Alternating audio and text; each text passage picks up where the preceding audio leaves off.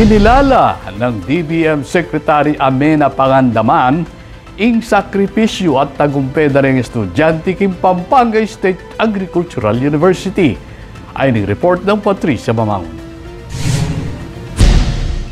Sa harap ng mga magulang, guro at bagong graduates ng Pampanga State Agricultural University o PSAU, inihatid ni Department of Budget and Management o DBM Secretary Amena Pangandaman ang isang makabuluhang talumpati. Nitong June 18, 2025, si Pangandaman ang nagsilbing guest of honor and speaker sa 11th commencement exercises ng PSAU. Sa kanyang mensahe, binigyang pugay ni Secretary Pangandaman ang mga sakripisyo at tagumpay ng Class of 2025, lalo na ang dalawang estudyanteng nagpamalas ng determinasyon sa kabila ng mga personal na hamon. Isa sa kanila, si Brenner Basa mula sa Mexico, Pampanga. Sa kabila ng kanyang kondisyong dwarfism at mga hamong sinapit sa buhay, kabilang na ang pagkawala ng kanyang ama, hindi siya sumuko sa pag-abot ng pangarap. Sa PSAU, natagpuan niya ang pagtanggap at suporta mula sa mga kaklase at guro. Sa kabila ng pagkaantala ng kanyang pag-aaral dahil sa pandemya,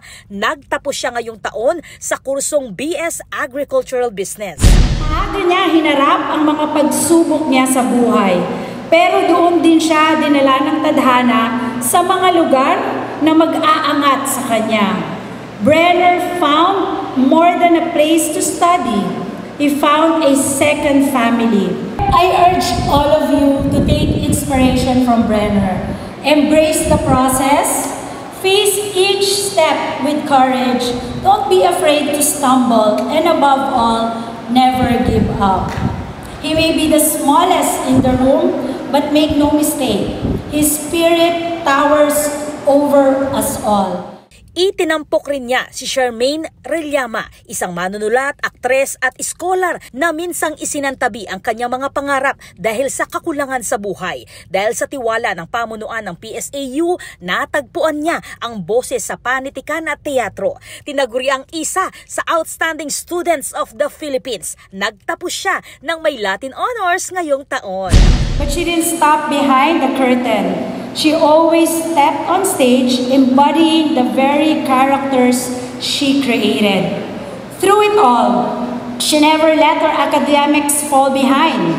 Sa bawat gabing sabay ang pag-aaral at pagsusulat, kahit gutom, pagod at puyat, pinili niyang pagsabayin ang kanyang pangarap sa pangangailangan. Now she is honored by an entire nation. Pagmanwan Daka, congratulations to you. Palakpakan po natin si Charmaine. Dagdag pa ng kalihim, ang mga kwento ni na Brenner at Charmaine ay paalala sa lahat ng graduates na ang tagumpay ay hindi lamang nasusukat sa medalya, kundi sa lakas ng loob at tibay ng puso. That distinctions or titles don't define your excellence, but by the small compounding acts of kindness that ripple outward, changing the world, one person, one moment at a time. Sa pagtatapos ng kanyang talumpati, hinimok ni Pangandaman ang mga nagtapos na patuloy na magsilbi, magpakita ng kabutiang loob at huwag kalimutan ang kanilang pinanggalingan. Ang tema ng commencement exercise ay Students of Today, Stewards of a Sustainable and Blissful Tomorrow.